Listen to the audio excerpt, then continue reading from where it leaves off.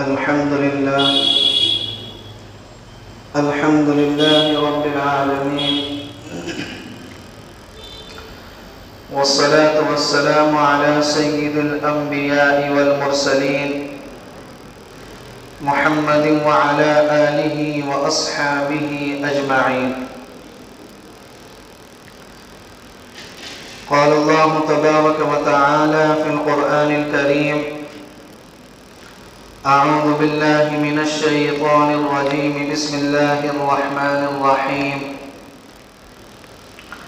لقد كان لكم في رسول الله أسوة حسنة. وقال الله تعالى في مقام آخر: ما آتاكم الرسول فخذوه وما نهاكم عنه فانتهوا. صدق الله العلي العظيم. وقال النبي صلى الله عليه وسلم: لا يؤمن أحدكم حتى يكون هواه تبعا لما جئت به. وقال النبي صلى الله عليه وسلم: تركت فيكم أمرين لن تضلوا ما تمسكتم بهما، كتاب الله وسنة نبيه. وقال النبي صلى الله عليه وسلم: كل أمتي يدخلون الجنة إلا من أبى. قيل: يا رسول الله ومن يأبى؟ قال رسول الله صلى الله عليه وسلم: من أطاعني دخل الجنة ومن عصاني فقد أبى، أو كما قال النبي صلى الله عليه وسلم.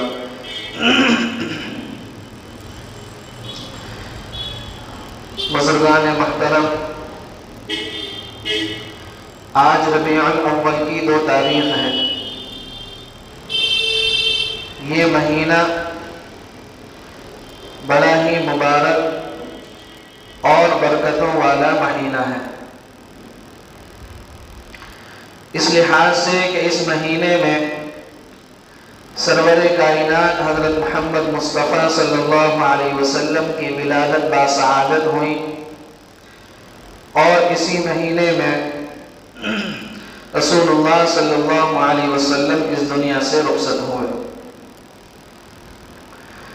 ربیع کے معنی آتے ہیں بہار کے، تو یہ مہینہ ویسے بھی بہار کا مہینہ ہے، اور پیغمبر علیہ السلام کا اس دنیا کے اندر آنا یہ بھی بہار ہے، تو یہ مہینہ بہاروں والا مہینہ ہے، رحمتوں والا مہینہ ہے، برکتوں والا مہینہ ہے۔ قرآن کریم میں اللہ رب العزت نے پیغمبر علیہ السلام کے بارے میں فرمایا: لَقَدْ كَانَ لَكُمْ فِي رَسُولِ اللَّهِ أُسْوَةٌ حَسَنَةٌ، کہ تمہارے لیے پیغمبر علیہ السلام کا اسوہ حسنہ، آپ کی زندگی کیا ہے، یہ زندگی گزارنے کے لیے بہترین نمونہ ہے، کہ اگر کوئی انسان بہترین زندگی گزارنا چاہے، شاندار زندگی گزارنا چاہے، تو اس کے لیے پیغمبر علیہ السلام کی زندگی کیا ہے، سب سے بہترین مثال ہے۔ قرآن کریم میں ایک جگہ اللہ رب العزت نے فرمایا: ما آتاکم الرسول فخذوہ، جو نبی تمہیں دے تم اس کو لے لو، وما نہاکم عنہ فانتہوا، اور نبی تمہیں جس کاموں سے روکیں اس کاموں سے رک جاؤ۔ اور یہ بات کیا ہے؟ من اطاعنی فقد اطاع اللہ، جس نے اللہ کے نبی کی بات مانی اس نے حقیقت میں اللہ کی بات مانی۔ ومن عصانی فقد عصى اللہ، اور جس نے نبی کی نافرمانی کی اس نے حقیقت میں اللہ کی نافرمانی کی۔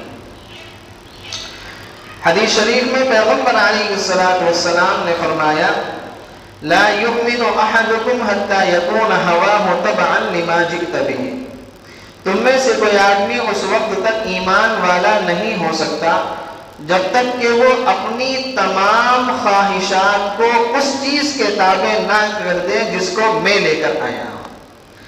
آدمی کا جینا، آدمی کا مرنا، آدمی کا کھانا، آدمی کا پینا، آدمی کا رہنا، آدمی کا سونا، آدمی کا جاگنا، آدمی کا چلنا، یہ تمام پیغمبر علیہ السلام کے لائے ہوئے طریقے کے مطابق ہونے چاہیے، اس کے کیا ہونے چاہیے؟ تابع ہونے چاہیے۔ ایک حدیث میں اللہ کے نبی نے فرمایا ترکت فیکم امرین، میں دنیا سے رخصت ہو رہا ہوں، تمہارے درمیان میں دو چیزیں چھوڑ کر جا رہا ہوں۔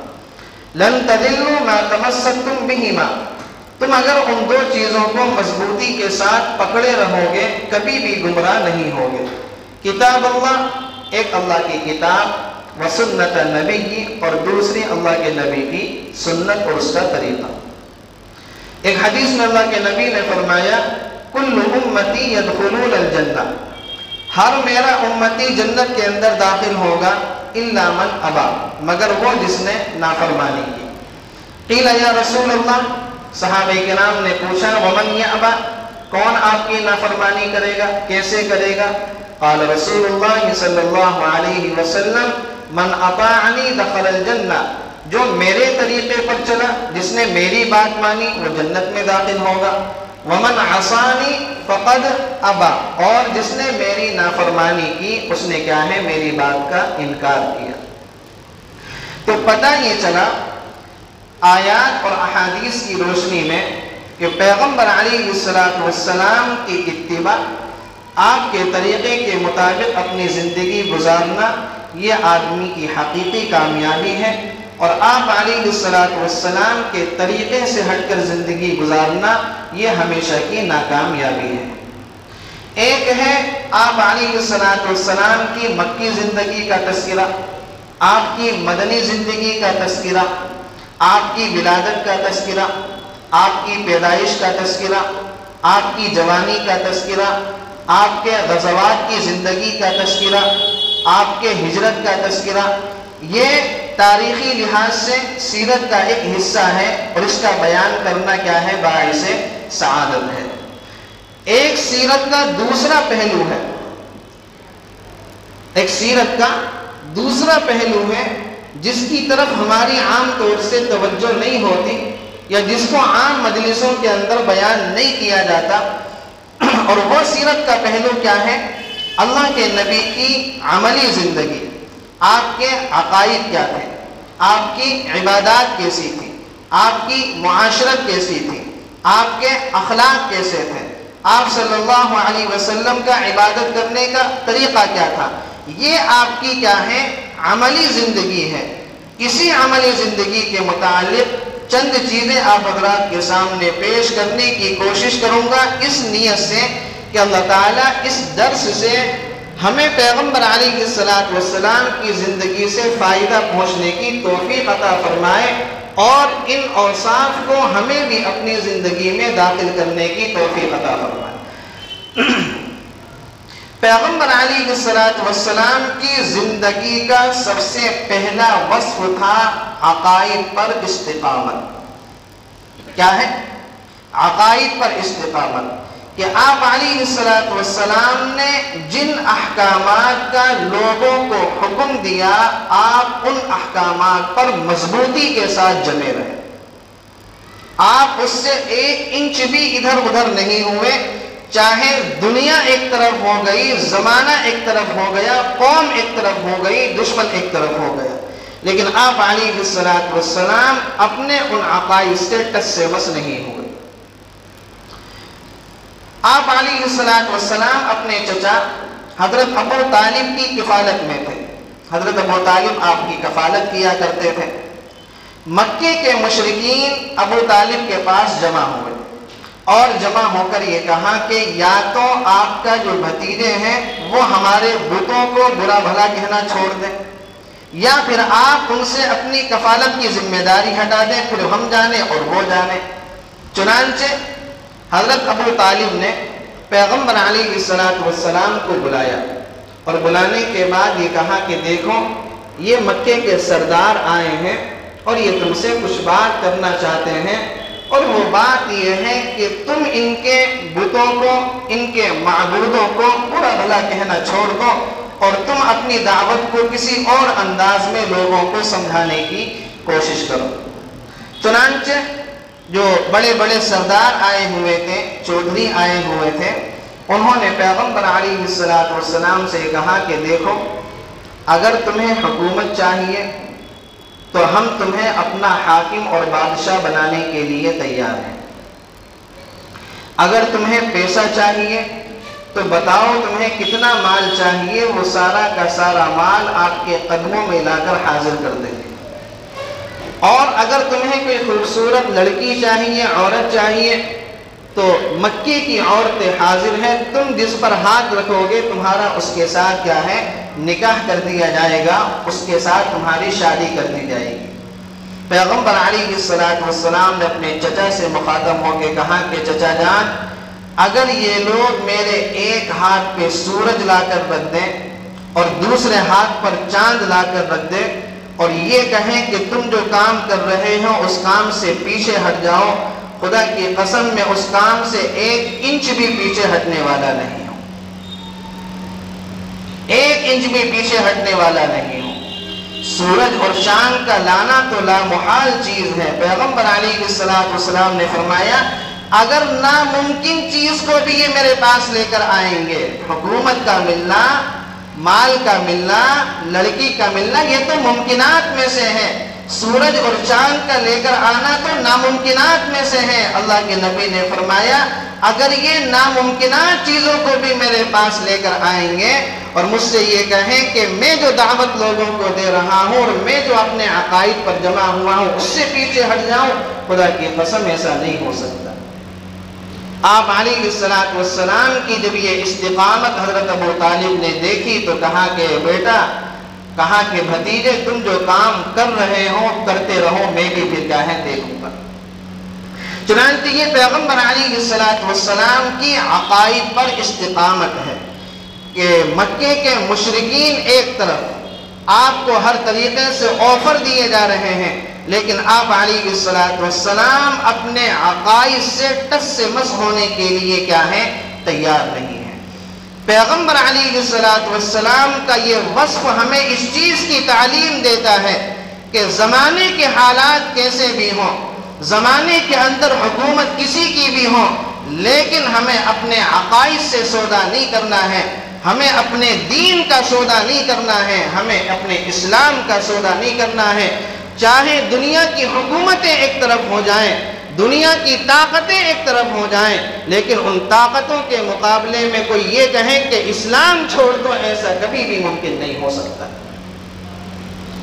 یہ پیغمبر علیہ السلام کا یہ وصف ہمیں اس بات کی چیخ چیخ کر دعوت دیتا ہے، اور یہی مزاج آپ علیہ السلام نے صحابہ کرام کا بنایا تھا کہ صحابہ کرام کی کھالوں کو ان کے گوشت سے الگ کر دیا گیا، ان کی کھالوں کو نوش دیا گیا، ان کے جسم کی بوٹی بوٹی کر دی گئی، لیکن صحابہ کرام کی زبان سے کوئی ایسا کلمہ نکل جائے جو اللہ تعالیٰ کی ناراضگی کا سبب ہو، ایسا کبھی بھی ممکن نہیں ہوا۔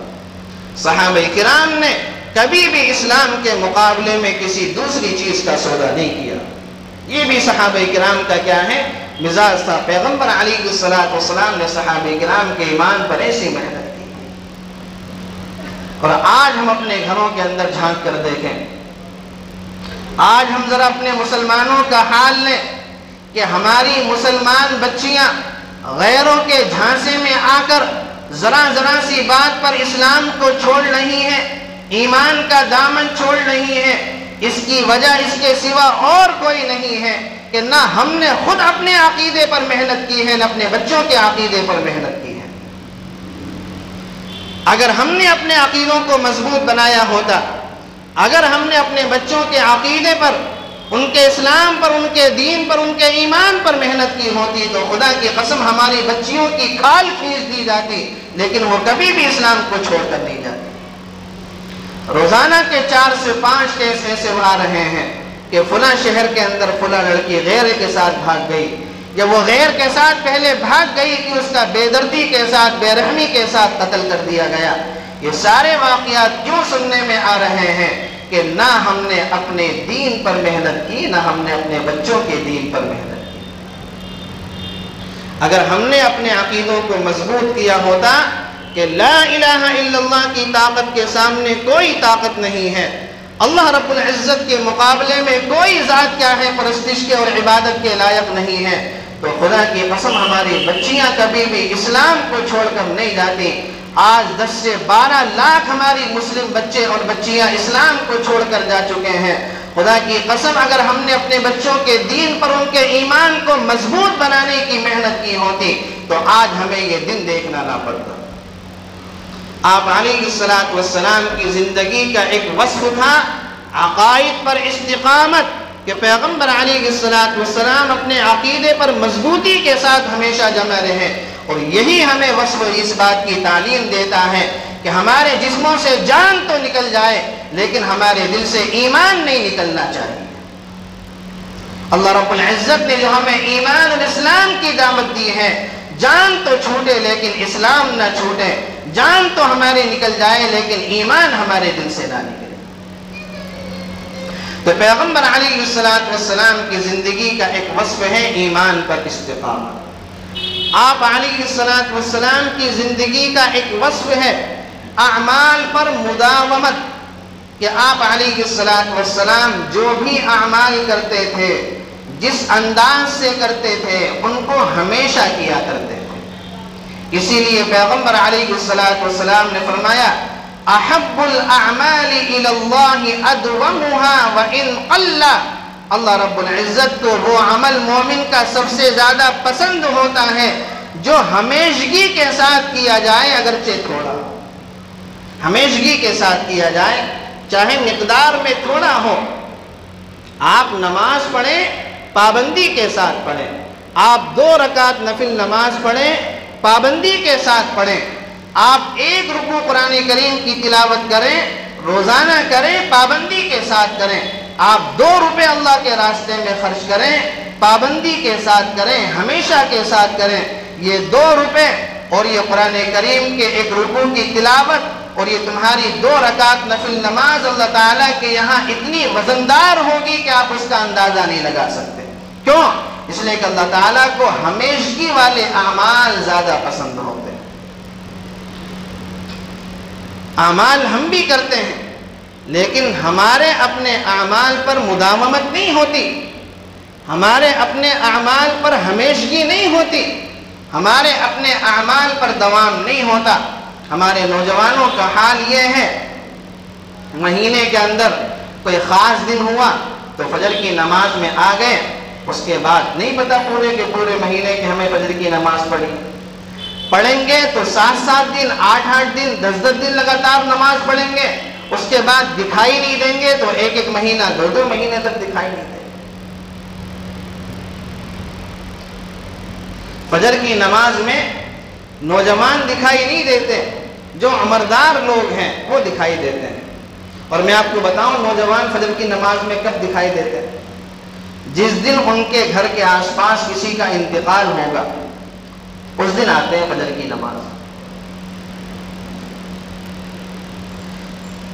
نئی بستی کے 4 کونے ہیں، اگر کسی ایک علاقے کے 10-12 نوجوان فجر کی نماز میں ایک ساتھ کھڑے ہوں تو مجھے فوراً اندازہ ہو جاتا ہے کہ آج ادھر کسی نہ کسی کا انتقال ہوا ہے، اور حقیقت وہی نکلتی کہ کسی کا انتقال ہوا اور وہی حقیقت واقعہ ہوتی ہے، اور اسی دن دکھائی دیتے ہیں، اگلے دن پھر ختم۔ یہ کیا ہے؟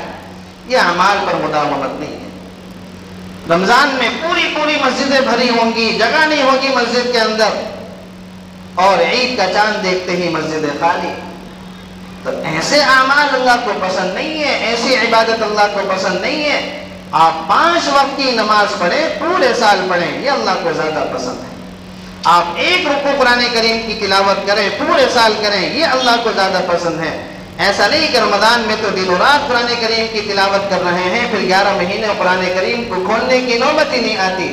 یہ اعمال اور یہ طریقہ اللہ تعالیٰ کو کیا ہے؟ پسند نہیں ہے۔ تو پیغمبر علیہ السلام کا مزاج کیا تھا؟ آپ علیہ السلام کی عادت شریفہ کیا تھی؟ کہ آپ اعمال پر مداومت کیا کرتے تھے، آپ اعمال پر ہمیشگی کے ساتھ کیا ہے؟ عمل کیا کرتے تھے۔ اور آپ علیہ السلام کا یہ وصف ہمیں اس بات کی تعلیم دیتا ہے کہ ہم بھی اپنی زندگی کے اندر کسی نہ کسی عمل پر دوام اختیار کریں۔ ایک عمل کریں لیکن روزانہ کریں، ایک عمل کریں سے لیکن اس کو کیا ہے؟ روزانہ کریں۔ آپ 2 رکعت نفل نماز پڑھتے ہیں آپ روزانہ پڑھیں.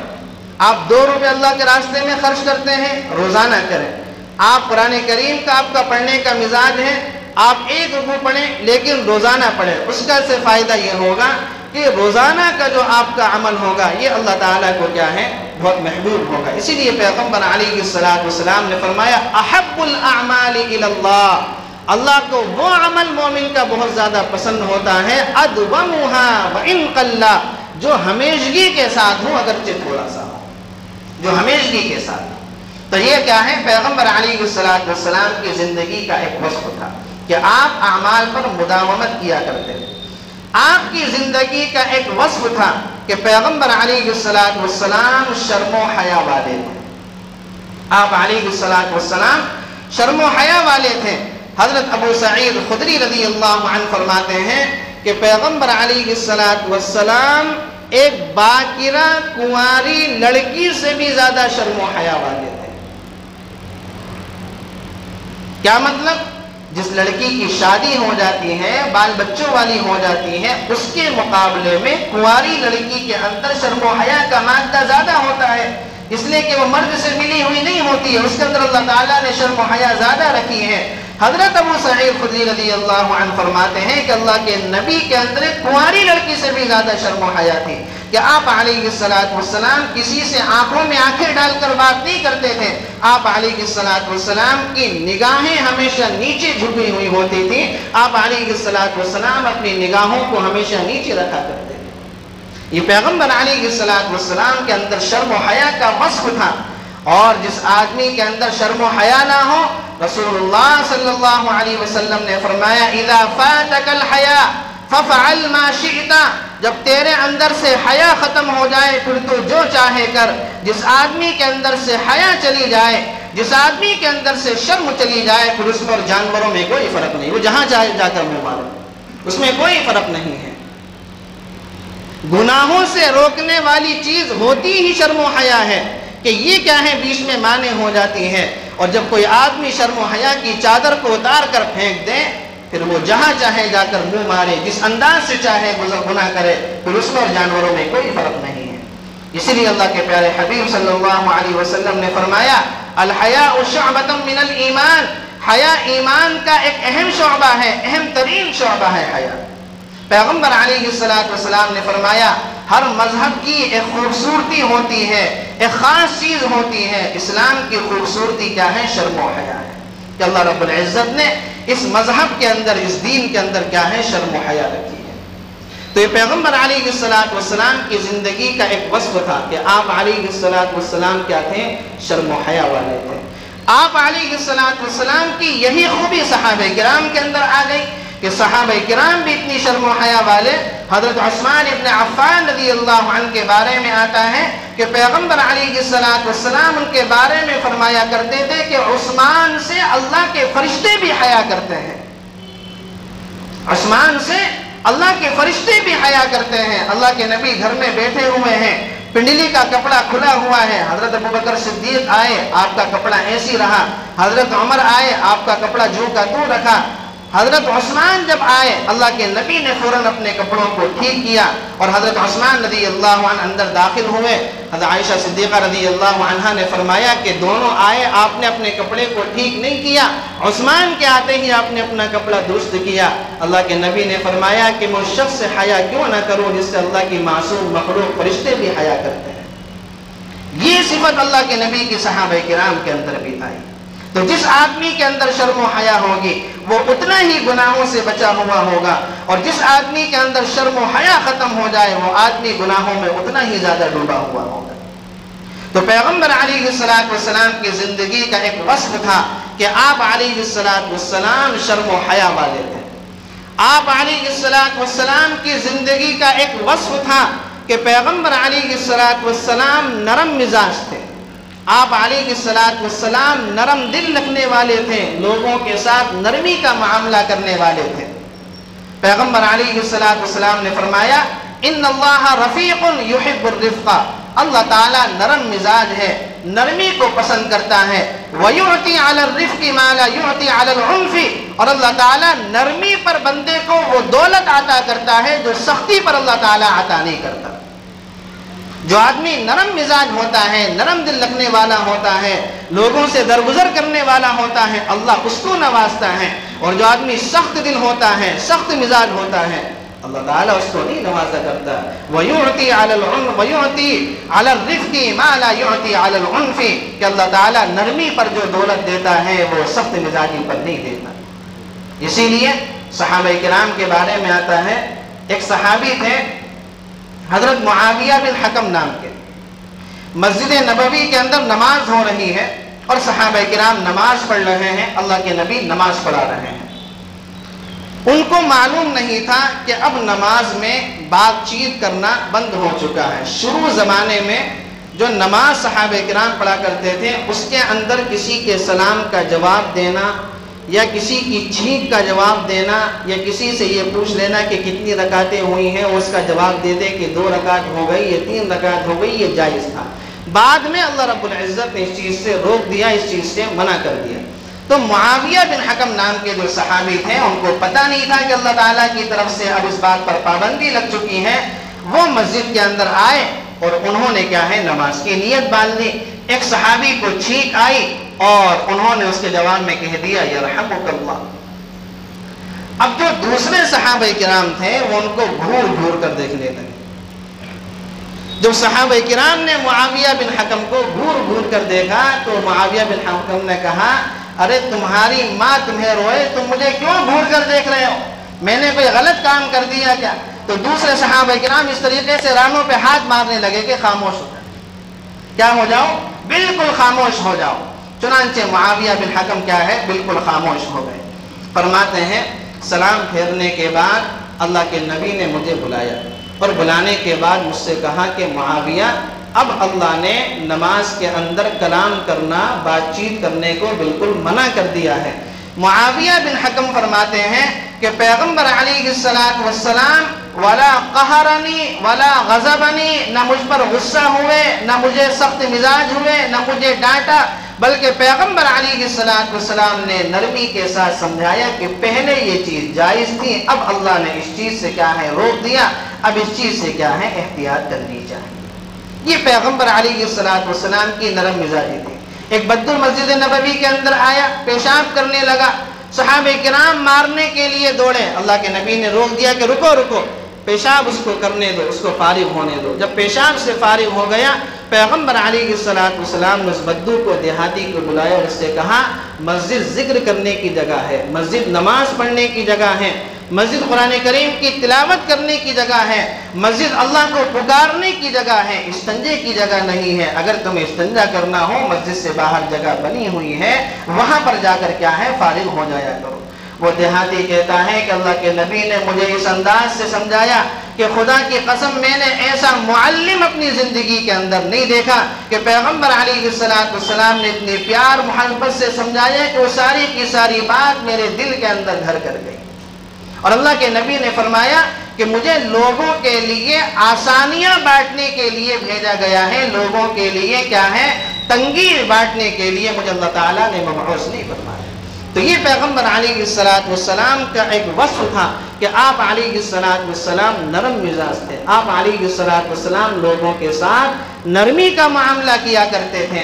آپ کا یہ وصف ہمیں تعلیم دیتا ہے کہ ہمیں اپنے گھر والوں کے ساتھ، ہمیں اپنی بیوی کے ساتھ، اپنے بچوں کے ساتھ، اور جو لوگ ہماری رعیت کے اندر کام کرتے ہیں، ہمیں ان کے ساتھ نرمی کا معاملہ کرنا چاہیے، ہمیں ان کے ساتھ نرمی کا برتاؤ کرنا چاہیے، سختی کا برتاؤ نہیں کرنا چاہیے۔ پیغمبر علیہ السلام کی زندگی کا ایک وصف تھا کہ آپ علیہ السلام تحمل مزاج تھے، آپ علیہ السلام بردبار تھے، آپ علیہ السلام باتوں کو برداشت کیا کرتے تھے۔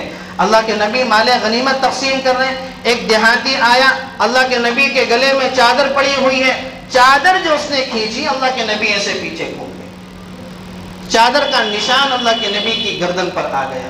پیغمبر علیہ السلام کو کتنا غصہ ہونا چاہیے تھا، امام الانبیاء کی بیعت بھی کر رہا ہے، امام الانبیاء کی شان میں گستاخی ہو رہی ہے، لیکن حدیث شریف کے اندر آتا ہے آپ علیہ السلام مسکراتے ہوئے پیچھے مڑے اور آپ علیہ السلام نے اس سے پوچھا کہ بتاؤ تمہیں کیا چاہیے؟ اس نے کہا کہ مجھے بھی تھوڑا سا مال چاہیے۔ آپ علیہ السلام نے تمہیں کیا چاہیے؟ اس نے کہا کہ مجھے بھی تھوڑا سا مال چاہیے۔ آپ علیہ السلام نے دوسروں سے اس کو زیادہ دیا، حالانکہ دینا بھی نہیں چاہیے تھا، اگر دیتے تو کم دیتے، لیکن پیغمبر علیہ السلام نے اس کو دوسروں سے زیادہ دیا۔ کیوں؟ اس لیے کہ آپ علیہ السلام تحمل مزاج تھے، آپ بردبار تھے، آپ لوگوں کی باتوں کو برداشت کیا کرتے تھے۔ طائف کا واقعہ آپ کو یاد نہیں ہے کہ طائف کے لوگوں نے پیغمبر علیہ السلام کو جب لہو لہان کر دیا اور آپ کا پورا جسم خون سے چکنا چور ہو گیا، اور پہاڑ کے فرشتے کو اللہ تعالیٰ نے بھیجا کہ اجازت لے لو کہ اگر پیغمبر علیہ السلام اجازت دے دیں تو اس بستی کو دونوں پہاڑوں کے بیچ میں پیس کر رکھ دو۔ وہ پہاڑ کا فرشتہ اللہ کے نبی کے پاس آیا کہ اللہ کے نبی اجازت دیں، اس بستی کو ابھی ختم کر دیتے ہیں، ابھی اس کو پیس کر ختم کر دیتے ہیں۔ اللہ کے نبی نے فرمایا کہ اگر انہوں نے ایمان قبول نہیں کیا، اللہ ان کی نسلوں میں ایسے لوگ پیدا کر دے گا جو میرے دین کو ماننے والے ہوں گے، جو اسلام کو ماننے والے ہوں گے۔ یہ ہے تحمل مزاجی، یہ ہے لوگوں کو معاف کرنا، یہ ہے لوگوں کی کڑوی کثیری باتوں کو برداشت کرنا۔ یہ پیغمبر علیہ السلام کا ایک وصف تھا۔ یہ آپ علیہ السلام کا وصف ہمیں اس بات کی تعلیم دیتا ہے کہ ہمیں اس چیز کو اپنی زندگی کے اندر داخل کرنا چاہیے، لوگوں کی کڑوی کثیری باتوں کو برداشت کرنا چاہیے، ان کے ساتھ تحمل کا کیا ہے برتاؤ کرنا چاہیے۔ آپ علیہ السلام کے اوصاف میں ایک وصف یہ تھا کہ پیغمبر علیہ السلام کیا ہے، مزدوروں کے ساتھ اور نیچے طبقے کے لوگوں کے ساتھ کیا ہے، نرمی کا معاملہ کیا کرتے تھے۔ ظاہر بن حرام نام کے ایک صحابی ہیں، شکل سے کالے، بالکل ایک دم کالے، بدصورت، اور اللہ تعالیٰ نے کوئی زیادہ مال سے بھی نہیں نوازا تھا، دیہات سے مال لایا کرتے تھے، مدینے کی منڈی میں بیچا کرتے تھے۔ ایک مرتبہ منڈی میں بازار میں کھڑے ہوئے تھے، پیغمبر علیہ السلام ظاہر بن حرام کے پیچھے سے گئے اور ان کی آنکھوں پر اللہ کے نبی نے اپنے ہاتھوں کو رکھ لیا۔ ظاہر بن حرام نے سوچا کہ پتہ نہیں کون ہے، پیغمبر علیہ السلام نے آواز لگائی کہ کون ہے جو ظاہر کو ہم سے خریدے گا؟ اب ظاہر نے سوچا کہ یہ تو اللہ کے نبی کی آواز ہے، پیچھے اللہ کے نبی تھے، آگے ظاہر تھے، تو حضرت ظاہر نے اپنی پیٹھ کو اللہ کے نبی کے سینے سے مس کر دیا تاکہ اللہ کے نبی کے سینے کی برکتیں مجھے حاصل ہو جائیں۔ کہا کہ اللہ کے نبی آپ مجھے کیوں بیچ رہے ہیں؟ مجھ کالے کلوٹے کو کون لے گا؟ آپ کو تو نقصان ہوگا۔ پیغمبر علیہ السلام نے فرمایا کہ ظاہر تم شکل سے کالے ہو، تم ظاہر میں ایسے لگتے ہو، لیکن اللہ تعالیٰ کے یہاں تمہاری بڑی قدر و قیمت ہے، اللہ تعالیٰ کے یہاں تمہاری بڑی قدر و قیمت ہے، اللہ تعالیٰ کے یہاں تم بڑے وزندار ہو۔ دنیا کے اندر کون سا ایسا سیٹ ہے اور کون سا ایسا مالدار ہے اور کون سا ایسا ایکسپورٹر ہے جو اپنے فرم میں کام کرنے والے نوکر کو اپنے سینے سے لگاتا ہے؟ کون ہے ایسا؟ یہ اللہ کے نبی کا سینہ تھا، یہ اللہ کے نبی کا دل تھا کہ ایک پسینے سے شرابور صحابی جو بازار کے اندر ہیں، جو شکل سے بالکل کالے ہیں اور مالدار بھی نہیں ہیں، بالکل غریب ہیں، اور آپ علیہ السلام اس سینے سے اپنے لگا رہے ہیں جس سینے میں اللہ کا قرآن ڈائریکٹ نازل ہو رہا ہے۔ کس سیٹ کے اندر اتنی ہمت ہے؟ کس مالدار کے اندر اتنی ہمت ہے کہ اپنے گھر میں اپنی فرم میں کام کرنے والے کو اس طریقے سے اپنے سینے سے لگا لے؟ یہ پیغمبر علیہ السلام کا دل تھا، یہ آپ علیہ السلام کا مزدوروں کے ساتھ برتاؤ تھا کہ آپ علیہ السلام مزدوروں کے ساتھ، غریبوں کے ساتھ ایسی محبت سے پیش آیا کرتے تھے۔ آپ علیہ السلام کے وصف میں ایک وصف یہ تھا کہ آپ کے سمجھانے کا انداز بڑا نرالا تھا۔ آپ علیہ السلام بڑی محبت سے سمجھایا کرتے تھے۔ ایک صحابی اللہ کے نبی کی خدمت میں آئے، اے اللہ کے نبی زنا کرنے کی اجازت دے دیجیے۔ کیا کرنے کی اجازت دے دیجیے؟ زنا کرنے کی اجازت دے دیجیے۔ اجازت کہاں مانگ رہا ہے؟ مسجد نبوی کے اندر، جہاں پر ایک نماز کا ثواب 50,000 نمازوں کے برابر ہے۔ اے اللہ کے نبی زنا کرنے کی اجازت دے دیجیے۔ اللہ کے نبی نے پیار سے فرمایا، کیا کوئی تمہاری ماں کے ساتھ یہ حرکت کرے گا تمہیں کیسا لگے گا؟ اللہ کے نبی میں کبھی بھی اس بات کو برداشت نہیں کر پاؤں گا۔ اچھا اگر کوئی تمہاری بہن کے ساتھ یہ حرکت کرے گا تمہیں کیسا لگے گا؟ اللہ کے نبی میں بالکل بھی برداشت نہیں کر پاؤں گا۔ اچھا اگر تمہاری بیوی کے ساتھ کوئی یہ حرکت کرے گا تمہیں کیسا لگے گا؟ اللہ کے نبی بالکل بھی برداشت نہیں ہوگی۔ تمہاری بیٹی کے ساتھ کوئی یہ حرکت کرے گا کیسا لگے گا؟ اللہ کے نبی بالکل بھی برداشت نہیں ہوگی۔ پیغمبر علیہ السلام نے فرمایا پھر تم جس کے ساتھ زنا کرنا چاہ رہے ہو وہ بھی کسی کی ماں ہوگی، وہ بھی کسی کی بہن ہوگی، وہ بھی کسی کی بیوی ہوگی اور وہ بھی کسی کی بیٹی ہوگی۔ تم ایسا کسی کے ساتھ کیسے سوچ سکتے ہو؟ اللہ کے نبی نے ان صحابی کے سینے پر ہاتھ رکھ کر کہا اللہم طہر قلبہ، اے اللہ اس کے دل کو پاک اور صاف کر دے۔ حضرت انس بن مالک رضی اللہ عنہ فرماتے ہیں خدا کی قسم وہ واقعے والا دن تھا، اس کے بعد سے مرنے کے آخری دم تک ہم نے ان صحابی کو کبھی مدینے کی گلیوں میں آنکھ اٹھا کر چلتے ہوئے نہیں دیکھا۔ زنا کرنا، بدنظری کرنا تو بہت دور کی بات ہے، ہم نے ان صحابی کو کبھی آنکھ اٹھاتے ہوئے چلتے ہوئے بھی نہیں دیکھا۔ کیوں؟ اس لیے کہ پیغمبر علیہ السلام نے ایسی محبت سے سمجھایا کہ تم جس کے ساتھ غلط کام کرنا چاہ رہے ہو، تم جس کی بہن بیٹیوں کو دیکھ کر اپنی آنکھوں کو سینکتے ہو وہ بھی کسی کی بہن ہے، وہ بھی کسی کی بیٹی ہے اور وہ بھی کسی کی بیوی ہے۔ ہم اپنی بہنوں کے معاملے میں، اپنی ماں کے معاملے میں، ان کی حفاظت کے معاملے میں شیر بن جاتے ہیں، لیکن دوسری کی بہن بیٹیوں کے مقابلے میں ہم لوگ کتے سے بھی زیادہ بدتر بن جاتے ہیں۔ یہ آئے دن جو زنا کے واقعات ہو رہے ہیں یہ کیوں ہو رہے ہیں؟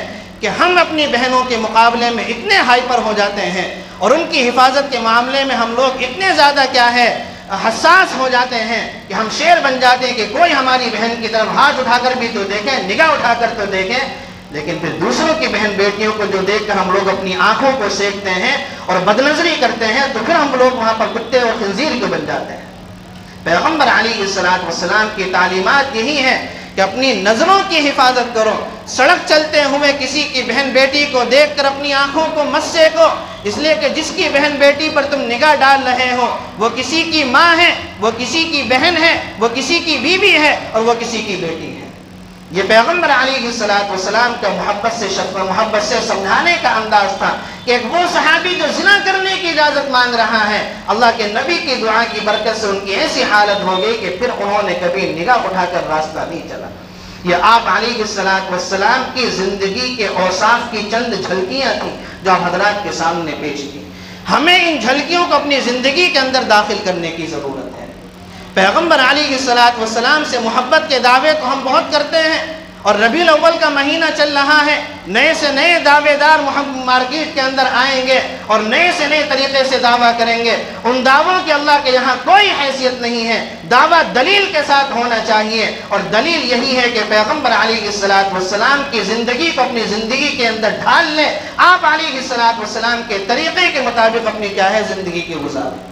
اسی لیے علامہ اقبال رحمۃ اللہ علیہ نے کہا ہے عمل سے زندگی بنتی ہے جنت بھی جہنم بھی، محبت سے نہیں بنتی، عمل سے بنتی ہے۔ قل ان کنتم تحبون اللہ فاتبعونی، اگر تم مجھ سے محبت کے دعوے دار ہو تو میری اتباع کرنی پڑے گی۔